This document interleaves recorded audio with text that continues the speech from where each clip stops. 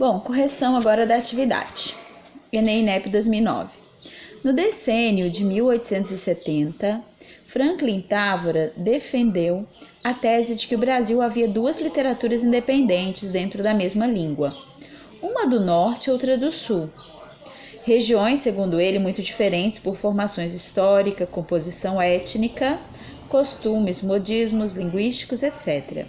Por isso, deu aos romances regionais que publicou o título geral de Literatura do Norte. Em nossos dias, um escritor gaúcho, Viana Mogg, procurou mostrar com bastante engenho que no Brasil há, em verdade, literaturas setoriais diversas, refletindo as características locais. Com relação à valorização do romance regionalista brasileiro, do homem e da paisagem de determinadas regiões nacionais, sabe-se que... na letra A diz o seguinte: o romance do sul do Brasil caracteriza-se pela temática essencialmente urbana. Falso, tá? Ele também falou do interior, tá? Depois a gente vai conhecer O Tempo e o Vento, que é um romance regionalista voltado ao sul do Brasil. Ele conta a história do interior e a formação do povo daquele lugar, e não uma temática urbana, então falso. José de Alencar, representando sobretudo o romance urbano, retrata a temática da urbanização das cidades brasileiras. Gente, no próprio título vem falando aqui do romance regionalista, né? Nós sabemos que os romances regionalistas são aqueles da segunda fase do modernismo. Então, em nenhuma hipótese, José de Alencar entra. Ele era um romancista romântico, né? Da época do romantismo. Agora aqui na letra C. O romance do Nordeste caracteriza-se pelo acentuado realismo no uso do vocabulário, ou seja, há uma reprodução do vocabulário, pelo temático local, expressando a vida do homem em face da natureza agreste e assume frequentemente o ponto de vista dos menos favorecidos. Sim, percebam que são sempre livros que vão falar da pobreza, da miséria, né? Das dificuldades enfrentadas pela população marginalizada. Então, a correta aqui é a letra C. Na questão 2, relacione as colunas estabelecendo a autoria das obras. Bom, vocês vão encontrar muitas questões em provas Enes que vocês farão, e lógico que muitas das obras aqui citadas vocês não vão ter conhecimento, então você vai organizando de acordo com o teu conhecimento. Então a gente vai procurar aqui onde, por exemplo, a gente pode procurar aqui, olha, Clarissa, Música ao Longe, Um Lugar ao Sol, Olhai os Lírios do Campo, O Resto é Silêncio, O Tempo e o Vento e O Retrato. Vocês ainda não viram essas obras, tá? Aí você vai por uma que você já conheça. Cacau, Jubiabá, Capitães de Areia. Capitães de Areia, gente, foi escrito por quem? Né? Capitães de Areia foi escrito por quem?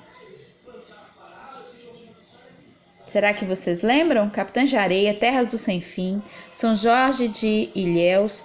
Ele foi escrito por Jorge Amado. Foi ele quem escreveu Capitães de Areia, né? Então a gente tem aqui o 4. Sem contar que mais na frente tem, olha, cadê? Eu citei já em sala de aula Tieta do Agreste, né?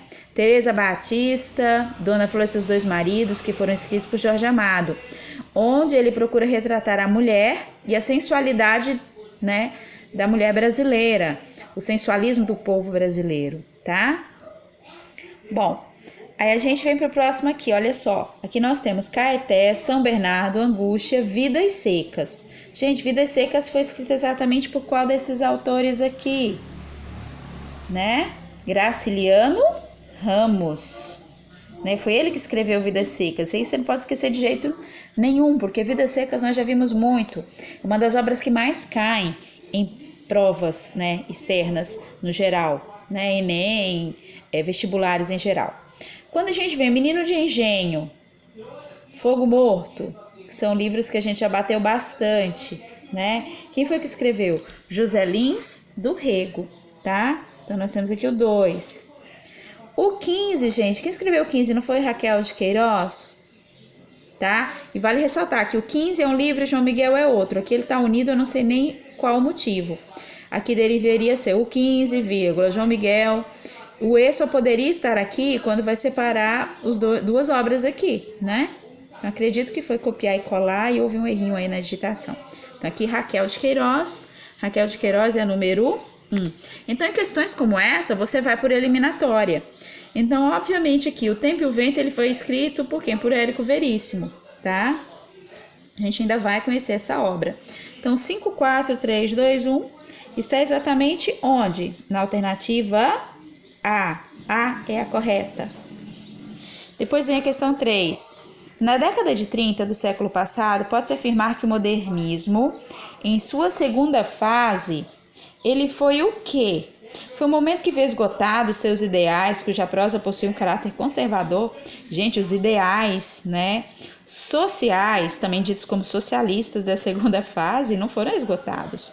Porque eles se preocupavam justamente com os mais sofridos da sociedade, com os menos afortunados, né? A população que vivia à margem da sociedade, que passava fome, os retirantes, né? As crianças abandonadas que viviam na rua, então não tinha como esgotar esses ideais. Um momento em que não houve um aproveitamento de conquistas da geração anterior, houve sim, houve uma melhoria das conquistas da geração modernista da primeira fase. Então, a segunda fase ela é tida como um aperfeiçoamento. Então, houve sim, então, o que torna essa questão falsa.